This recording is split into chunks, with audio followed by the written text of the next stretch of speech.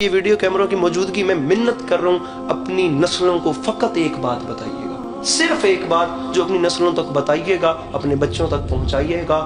خدا سب کچھ برداشت کر لیتا ہے، خدا گھمنڈ برداشت نہیں کرتا۔ شیطان نے گھمنڈ ہی تو کیا تھا، 6500 سال کی عبادتیں ایک سیکنڈ میں سائڈ پہ چلی گئی۔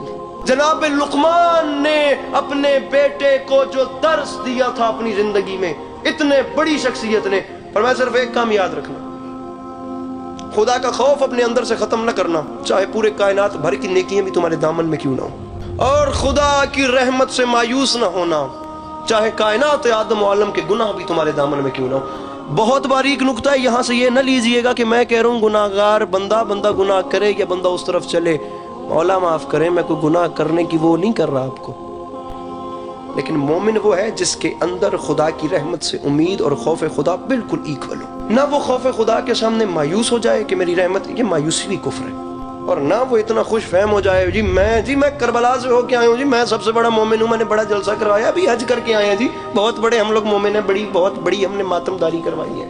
یہ چیز بھی نہیں کرنی، نہ ہماری نماز ڈھنگ کی ہے، نہ ہمارے پاس کوئی دعا ڈھنگ کی ہے۔ کیا علی عباس عسکری میں اتنا حوصلہ ہے؟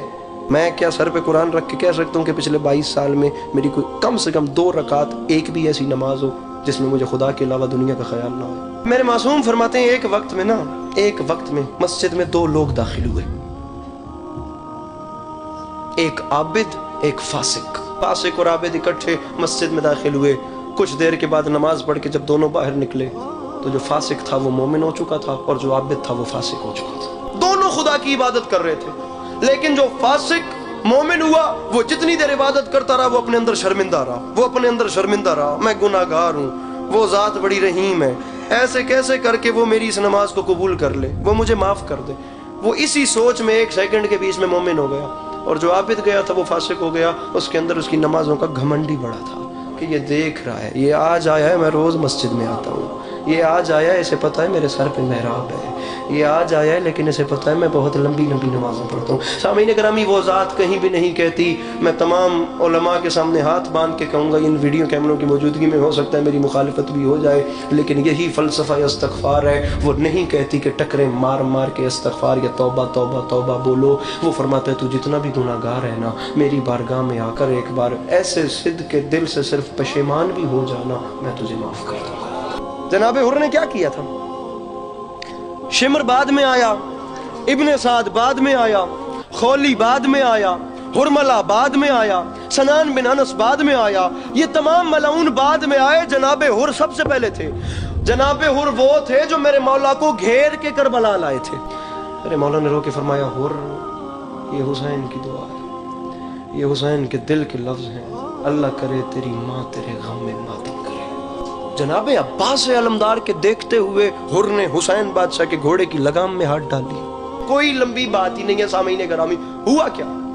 علامہ ذیشان حیدر جوادی صاحب کی کتاب ہے رسالت الہیہ، خدا کی قسم کیا پیارا جملہ لکھتے ہیں، فرمایا یہ جو انقلاب حر میں آیا نا، یہ معرفت فاطمۃ الزہرا کی بدولت ہے، یہ رسول اکرم صلی اللہ علیہ وآلہ وسلم کی بیٹی کی معرفت تھی، جس کے صدقے میں وہ گناہگار، سامعین گرامی ادھر دیکھیے، یہ دیکھیے، یہ بالکل پل صراط ہے۔ 2 کردار بہت زیادہ تاریخ میں نمایاں ہیں، ایک ابن سعد، ایک جناب حر، دونوں اپنے سامنے جنت اور جہنم کو دیکھ رہے تھے، حر بھی ابن سعد بھی، دونوں کو نظر آ رہا تھا۔ ابن سعد نہیں جانتا تھا کہ یہ جس حسین کو میں شہید کرنے کے لیے یہاں پہ آ گیا ہوں، میں نے اس حسین کو یہاں پر رسول اکرم کے شانوں پہ بھی دیکھا۔ 2 کردار نمایاں تھے، دونوں کے سامنے بالکل ایسے جنت بھی تھی ایسے جہنم بھی تھی، ایک نے دنیا چن لی ایک نے آخرت چن لی۔ آ گیا حر علی کے لال کے سامنے اور رکھے علماء کے سروں پہ قرآن اور ان سے پوچھیں جناب حر علیہ السلام نے جملے کیا کہے، جو جملے جناب حر نے میرے مولا حسین علیہ السلام سے کہے، دنیا کہتی ہے وہ معافی ہوگی، میرے نزدیک وہ جملے معافی کے نہیں ہیں۔ آنکھوں پہ پٹی ہے، ایسے ہاتھ باندھ کے جناب حر نے فرمایا علی کا لال کیا میرے لیے بھی توبہ کا دروازہ کھلا ہوا ہے؟ علی کے لال نے آگے بڑھ کے اسے سینے سے لگا لیا۔ اب اندازہ لگائیں جب بندہ اتنا کریم ہے تو اس کا خالق کتنا کریم ہے۔